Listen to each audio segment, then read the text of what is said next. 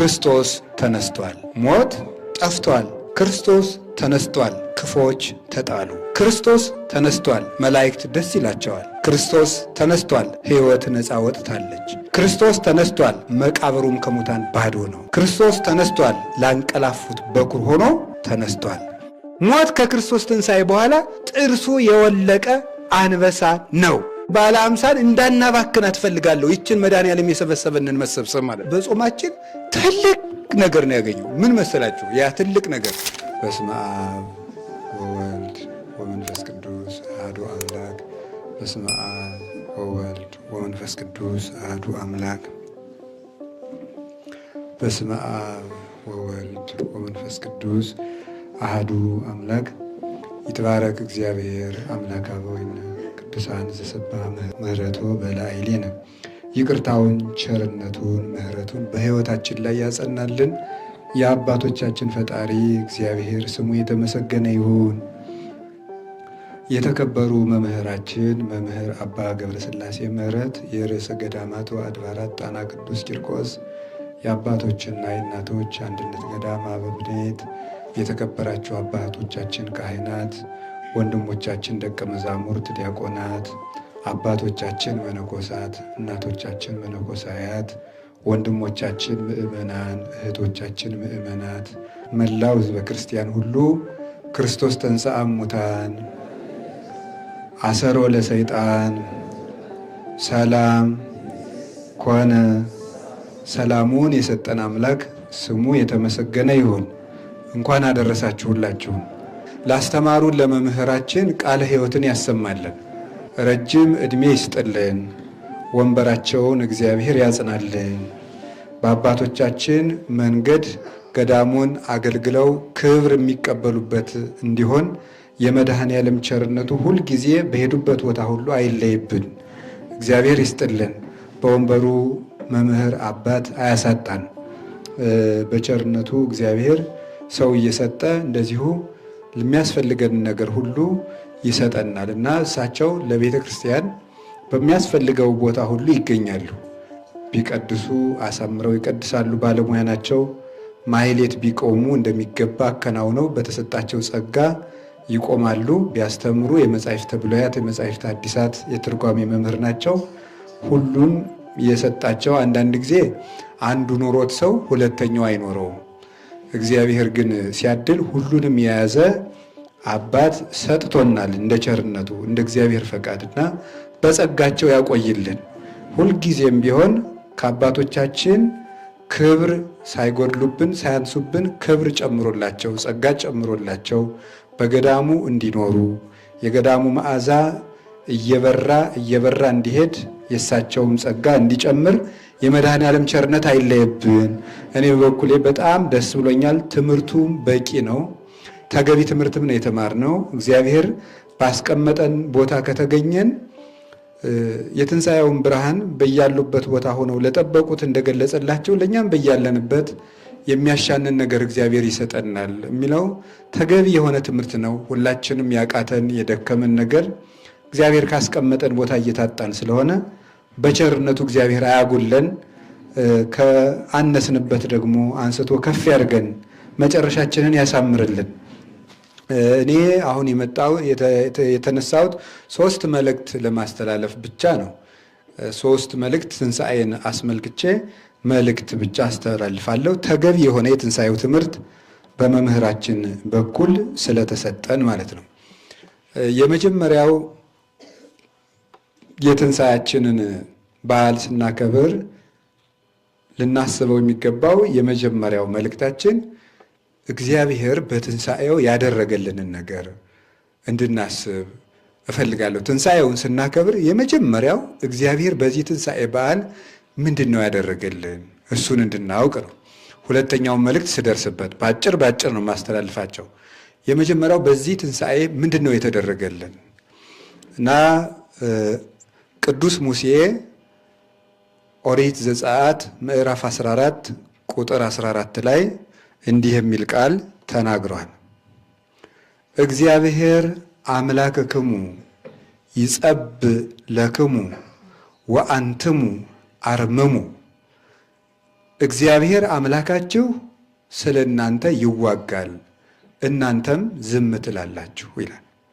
እግዚአብሔር አምላካችሁ ስለ እናንተ ይዋጋል፣ እናንተም ዝም ትላላችሁ።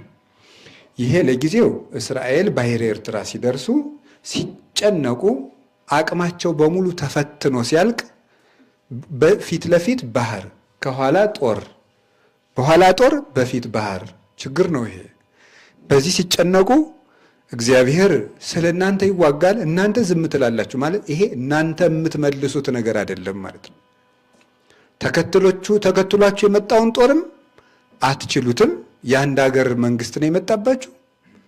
ፊት ለፊታችሁ ያለውን ባህርም እናንተ አይሆንላችሁም። ወይ ጀልባ የላችሁ ወይ መርከብ የላችሁ። ይሄ የእግዚአብሔር ድርሻ ነው። እናንተ ዝም በሉ ማለት እመኑ ብቻ ማለት ነው። እናንተ እመኑ እንጂ ይሄ በእናንተ የሚሆን አይደለም ማለችው። እንደተባለው ማመኑ፣ ባህሩም ተከፈለ፣ እስራኤልም ተሻገሩ፣ ጠላትም ጠፋላቸው። ለእኛ ለሐዲስ ኪዳን ምንድን ነው የሚያስተምረን? እናንተ ዝም ትላላችሁ፣ እግዚአብሔር አምላካችሁ ስለ እናንተ ይዋጋል የሚለው መጀመሪያ እስራኤል እንዳልኳችሁ ምንም ማድረግ የማይችሉት ጊዜ ላይ ነው የተነገራቸው። ጌታችን ኢየሱስ ክርስቶስ የመጣ ምንም ማድረግ በማንችልበት ጊዜ ነበር። ምንም ማድረግ የማንችልበት ጊዜ መጀመሪያ እግዚአብሔር አክብሮ ሸልሞ ፈጥሮናል። እንደተማር ነው ወደዚያ ውስጥ አልወስዳቸውም። ካፈጣጠር መልኩን ሰጥቶ ለይቶ ፈጥሮናል። ከቦታ መርጦ ገነት የምትባል ቦታ መርጦ ሰጥቶናል። ከቅዱሳን መላእክት ጋር አስተባብሮናል። የዘላለም ሕይወትን ሰጥቶናል። አዋቂ አእምሮ ሰጥቶናል። ክፉና ደግን መለያ ሰውን በራሱ አምሳል ዘላለማዊ ፍጡር አድርጎ ፈጥሯል። ይህ እግዚአብሔር ፍጹም የሆነ ልግስናው ነው።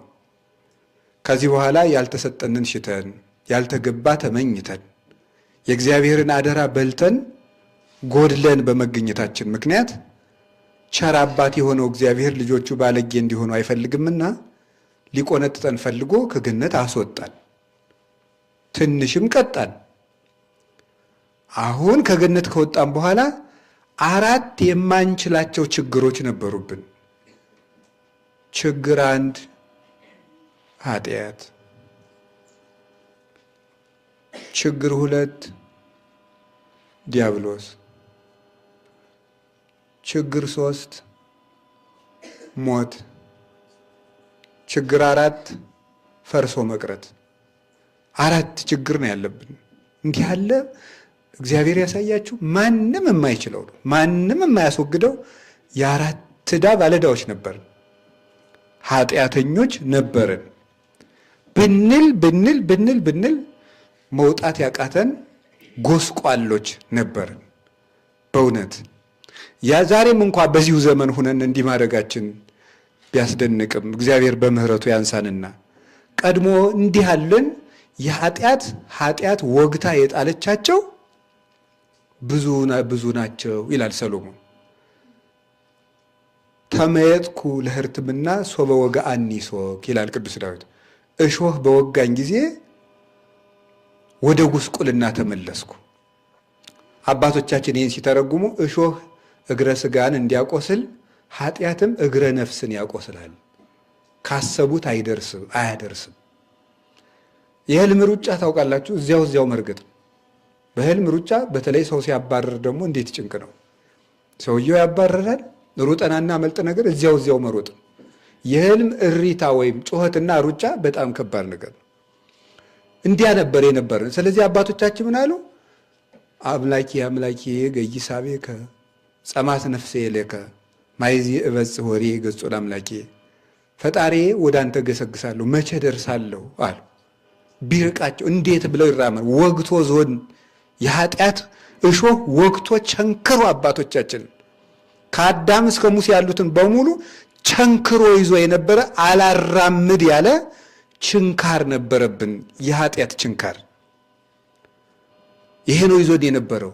እንኳን ከሰማይ የት እንድረስ? ቅዱስ ዳዊት እኮ መኑ ይወስደኝ ውስጥ ሀገረ ጥቅም መኑ ይመራሃኒ እስከ ኤዶምያስ። እንደው ማን በወሰደኝ ወደዚህ አለ አቃት።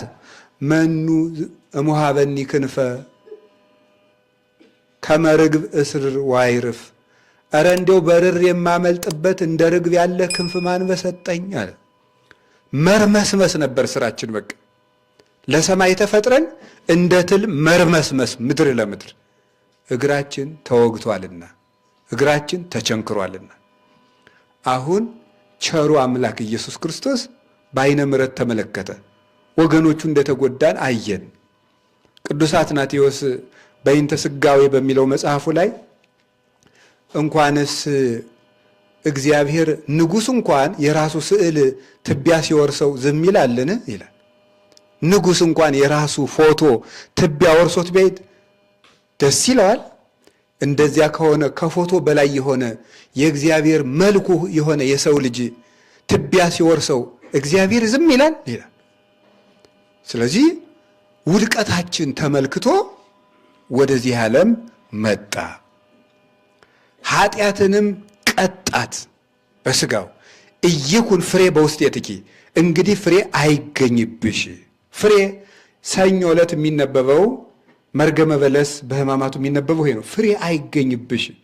አባቶቻችን ሲተረጉሙት በለስ ለጊዜው ሲበሉት ይጣፍጣል፣ ቆይቶ ግን ይኮመዝዛል። ኃጢአትም ለጊዜው ሲሰሩት ደስ ያሰኛል፣ ኋላ ግን ይመራል ፍዳውን ይዞ ሲመጣ። ሁላችንም የሰራነው ኃጢአት የሚጸጽተን ከሰራነው በኋላ ነው። ስለዚህ በለስን ኃጢአት አላት። በለስ ቅጠሏ ሰፋፊ ነው፣ ኃጢአትም በዚህ ዓለም ነግሳ ሰፍታ ነበርና እንግዲህ ከስርሽ ተነቀይ ብሎ አምላክ ኢየሱስ ክርስቶስ መርገምን ነቀለልን። አሰሰለ መርገመ በዲበ ዕፀ መስቀል፣ መርገምን በመስቀል ላይ ነቀለ። መስቀሉን ሲተክለው የኃጢአትን መርገም ወይም የኃጢአትን እሾህ ከኛ ነቅሎ ጣለልን። አርባዕቱ ዕደዋኒሁ ለሰብ የሚባሉት የሰው ልጅ አራቱ ጠላቶች የሚባሉት እነዚህ ናቸው። አንደኛው ዛሬ ክርስቶስ ኃጢአትን ነቅሎ ጥሎልን ነው የተነሳው። ዝም ብሎ መነሳት እንዳይመስላችሁ። ይሄ ዓርብ እስከ ቅዳሜ ተሰብስበን እሁድ እንደው ዝም ብለን ማስቀደስ ብቻ አይደለም። ይሄን ማሰብ አለብን። ጌታ ሆይ ምኑን እሾህ ነው የነቀልክልን ብለን ማለት። እውነት ለመናገር በዚህ ነገር ስሜታዊ መሆን ጥቅም ስለሌለው ነው እንጂ እና ይትመላህ እምህሊናዬ በተግሳጽከ ቡሩክ ህጠተ ደዌ ዘበቆለ ሶግ ይላል ደራሲው። ጌታዬ ኢየሱስ ክርስቶስ በጽኑ እና ደገኛ በሆነ ተግሳጽህ በሰውነቴ የበቀለው እሾህ ይነቀልልኝ ይላል። አሁንም መድኃኔዓለም ይንቀልልን። አሁን ይሄንን ኃጢአት ነቅሎ ድል ነሳለን። እሱ ኃጢአት ስለሌለበት ማለት ኃጢአት ስለሌለበት ኃጢአት የሌለበት ነውና ኃጢአትን መንቀል የሚችለው እሱ ብቻ ጻድቅ ነበረ። ማንም አልተገኘም። አባቶቻችን ቢለፉ ይችን እሾህ የነቀላት የለም። በሬ ቢታረድ፣ በግ ቢታረድ፣ ወይፈን ቢታረድ፣ ምን ቢታረድ ያለ መድኃኔዓለም ይሄን እሾህ የነቀለው የለም። እሱ ብቻ ነው የነቀለው። የዮሐንስ ወንጌል ምዕራፍ 8 ላይ አንዲት በዝሙት ተከሳ የመጣችን ሴት ምንድን ነው የሚሉ ትወገር እንደዚህ ሲሉት ከእናንተ ኃጢአት የሌለበት ይውገራት ካለ በኋላ ሁሉም ኃጢአታቸው ግንባራቸው ላይ እየተጻፈ ወጥተው ሲሄዱ አንድ በጣም የሚገርመኝ ጥቅስ አለ። ወተርፈ እግዚእ ኢየሱስ ባሕቲቶ፣ ጌታ ኢየሱስ ብቻ ቀረ ይላል ዮሐንስ ወንጌል ምዕራፍ 8። ሁሉም ኃጢአቱ እየተጻፈበት ነው ወጥቶ የሄደ የሚመስለው አማርኛው እዚህ አካባቢ ሁሉም ወጥቶ ሄዶ ማን ብቻ ቀረ ነው የሚመስለው? ጌታ ብቻ ቀረ ነው። ጉዳዩ ግን ኃጢአት የሌለበት ማን ብቻ ነው? ጌታ ብቻ ነው። እሱ ብቻ ነበር የተገኘልን መድኃኔዓለም ቤዛችን፣ እውነተኛው በግ፣ እውነተኛው ሊቀ ካህናት፣ ንጹሑ መስዋዕት ኢየሱስ ክርስቶስ ከድንግል ማርያም የተገኘው የድንግሊቱ በኩር የአብ አንድያ ልጁ እውነተኛው ብርሃን ኢየሱስ ክርስቶስ እሱ ብቻ ነበረ። ይህንን ለመንቀል በአባቱም ፊት በእኛም ፊት መካከለኛ ሆኖ የተገኘ ማለት እንደ አባቱ ጌታ እንደኛ ሰው ማለት ነው። እንደ አባቱ ጌታ ሆኖ ይታረቃል፣ እንደኛ ሰው ሆኖ ያስታርቃል። እንዲህ ሆኖ መርዛችንን የነቀለልን መድኃኔዓለም ነው እና እንኳን ደስ ያላችሁ። አንድ ያገኘነው በትንሣኤው የሰጠን መድኃኔዓለም ይህንን ነው። ሁለተኛስ ጌታ በዚህ እናንተ ዝም ትላላችሁ አምላካችሁ ይዋጋል የተባለው ይሄን ሰው ሊያደርገው አልቻለም ነበር ልላችሁ ፈልጌ ነው። እንኳን ሰው ሚካኤልና ገብርኤል ይሄን ማድረግ አልቻሉም ነበር። እንዲህ ማድረግ አልቻሉም። እሱ ብቻ ነው። ሁለተኛስ ዲያብሎስ ፊት ለፊት ያለው ባህር እኮ ማለት የማንችለው የኃጢአት ጎርፍ ነው። ከኋላ የሚከተላቸው እሳ ደግሞ ፈርዖን፣ ዋናው ደግሞ ተከታታያችን ማን አለ? ዲያብሎስ። እሱ ደግሞ አለ። እሱንም ማንም አልቻለም።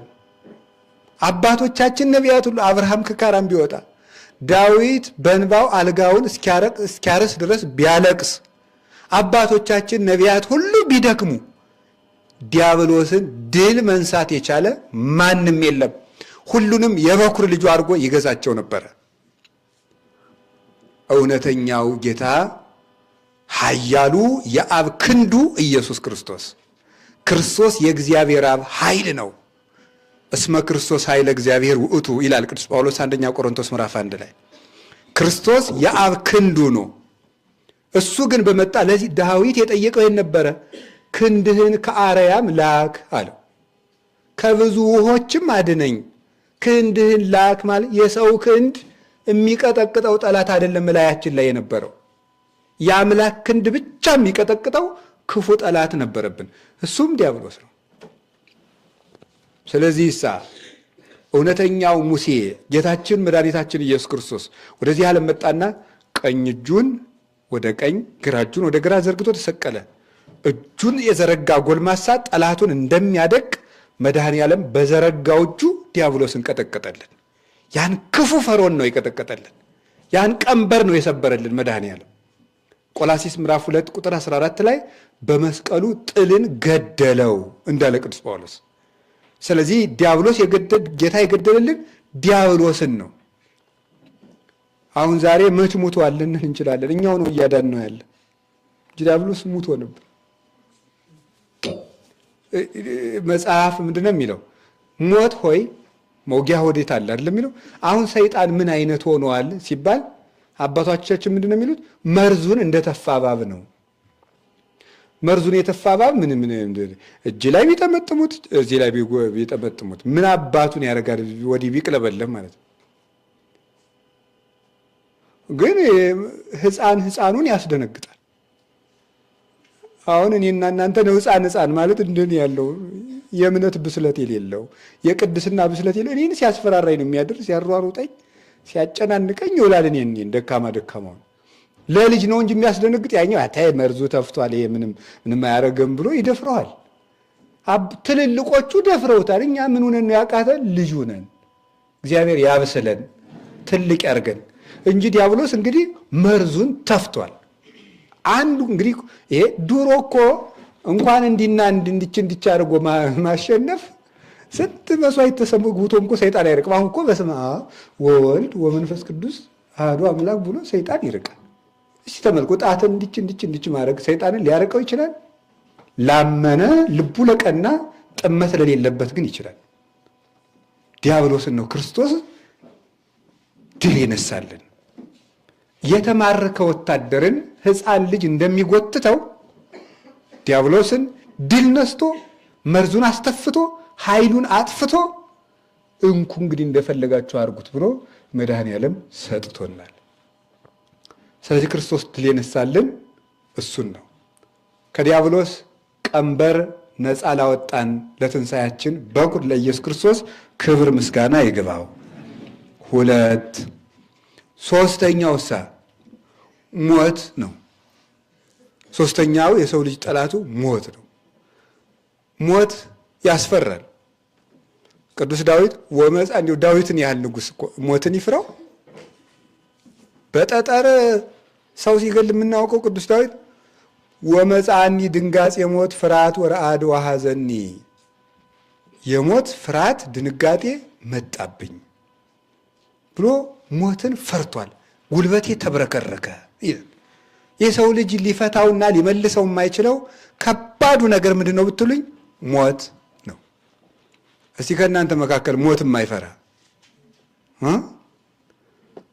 የለም ማለት አይቻልም። ማይፈራም ይኖራል። የሰውን ልጅ መደምደም አይቻልም። በነገራችን ላይ በዚህ ዘመን በጣም ከባዱ ነገር ጠቅልሎ መደምደም ነው። ምን አሁን ሁሉ ሌባ ነው? እንዲሁ ስንቱን ሰው አየው በየቤቱ እየሄድክ እንዲሁ ነውር አይደለም? ሁሉ ሌባ ነው እኮ ሁሉ አስመሳይ ነው። የታየው ሁሉ ሲያስመስል። አሁን እኮ ሰው እኮ አይለወጥም። ዝም ብላችሁ ነው እኮ የምትሰብኩ ይላል ደግሞ አንዳንዱ ሰው። እንዲሁ አንተ አምላክ ነህ ሰው መለወጡንና አለመለወጡን የምታውቅ? እንዲህ ያለ ትዕቢት እኮ እንዲሁ እንዴት ያለ ክፋት መሰላችሁ? ሰው እኮ አይለወጥም፣ በቃ ምንም አይለወጥም። ወይ ግሩ! እግዚአብሔር ከእንዲህ ያለ ደፋር ልብ ይሰውራል። እና ልላችሁ የፈለጉት እዚህ ውስጥ አሁን ሞትን የማይፈራ ይኖራል፣ ግን በውስጡ ግን ይፈራል።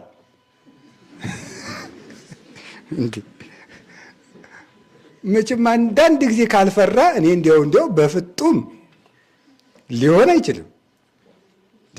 ሰማይቱ ያጀግና ቅዱስ ጊዮርጊስ እንኳን ትንሽ አንድ ቀን ትንሽ ፈርቶ ነበር። ትንሽ ፈርቶ መንኮራኩሩ ሲዘጋጅ ይሄ ነገር ከባድ ነው፣ እንዴት ብዬ ላልፈው ነው አለ። ኋላ ትዝ ሲለው ክርስቶስ ለካ ተነስቷል። እንዴ እፎኑ ይሄሊ ከመተሰቅለ አምላኬ ከምን አምላኬ የተሰቅለ ነው ፈጣሪ ኢየሱስ ክርስቶስ እንደተሰቀለ ለምን አላስብም አለና አልፈራም፣ እንዲያውም መንኮራኩሩ ጨምሩኝ አለ። ለደቂቃ ለሰከንድ ሽርፍራፊም ብትሆን ግን ጊዮርጊስ እንኳን ተፈትኗል። በዚች ሞትን እንፈራዋለን። አይውላችሁ ታዲያ ይሄንን ጠላት ማን ያሸንፈዋል? አይውላችሁ እናንተ ዝም ትላላችሁ፣ አምላካችሁ ይዋጋል ማለት ሞትን ያለ እግዚአብሔር የሚያሸንፈው አልነበረም። ታዲያ ክርስቶስ እግዚአብሔር ነው የምንለው ሞትን ስላሸነፈ ነው። ሰው ተከታዮች ሆነን አይደለም። ክርስቶስ እግዚአብሔር ነው የሚባለው ሞትን ያለ እግዚአብሔር የሚያሸንፈው ስለሌለ፣ ኢየሱስ ክርስቶስ ደግሞ ዓይናችን እያየ ሞትን ስላሸነፈልን፣ ስለዚህ ክርስቶስ ሰው የሆነ እግዚአብሔር ነው። ያለ እግዚአብሔር ሞትን ሊያሸንፍ የሚችል የለም። ለዚህ ነው ቅዱስ ጴጥሮስ ግብረ ሐዋርያት ምዕራፍ 2 ላይ ሲል እይክል እይዞቶ ሞት ሊይዘው አልቻለም ይላል። እንዴት አድርጎ ነው? በግ አንበሳን መዋጥ ይቻላል? ሳር እሳትን ታቅፎ መቅረት ይችላል? እንዴት ሆኖ ይቻላል? ነቢዩ ዳንኤል በዚህ በባቢሎን ምን ይደረግ ነበር? ምንድነው? ለጣዖት ይሰግዱና ጣዖት ያመልኩ ነበረ። እና ለጣዖት ሲያመልኩ ዳንኤል ሂዶ ለንጉሱ አንተ እንደው ዝም ብሎ የማይበላ አምላክ ታመልካለህ እንዴ? የማይሰማ አምላክ አለው። ይበላል እያሉኝ እኮ ቄሶቹ ማለት የድሮቹ የኦሪት ማነው የጣዖቱ ቄሶች እነሱ እኮ ይበላል እያሉ እኮ በግ በየቀኑ አርዳለሁ እና ከብት እኮ እያረድኩ ነው አለው። ሞኝ እነሱ እየበሉ ጣዖቱ አምላኩ በልቷል እያሉ ነው አሉት። ኧረ ተው። አዎ እንዴት እናድርግ? እነሱ ሳይሰሙ መስዋዕቱ በሙሉ ታርዶ በጉ ጠጁ ተዘጋጅቶ ይቆለፍ። እነሱ ከሄዱ በኋላ እኛ አመድ ነስንሰን እንሄዳሉ። አመድ ነስንሰው ሄዱ። ያ ቄስ ሌት ማለት የጣዖቱ ቄስ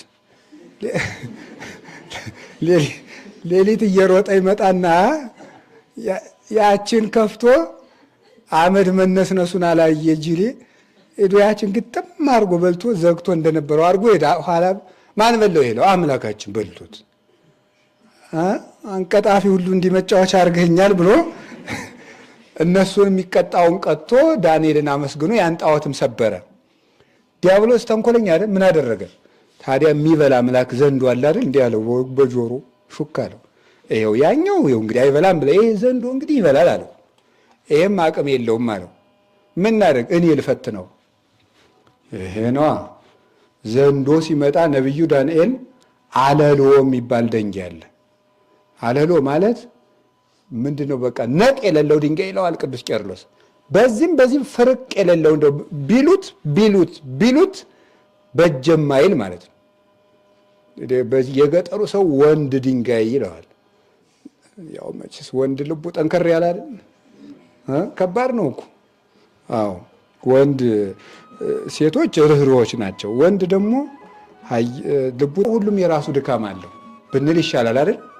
አዎ እንደዚያ ነው። ወንድም ጥሩ ነው፣ ሴትም ጥሩ ነው። እንደሱ ነው።